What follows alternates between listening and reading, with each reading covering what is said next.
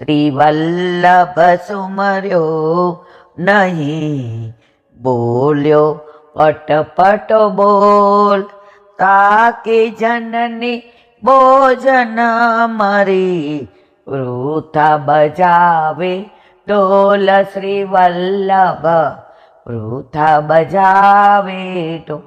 આનું સીધું સાદી ગુજરાતી. શ્રી વલ્લભ સુમર્યો નહીં, બોલ્યો અટપટો બોલ.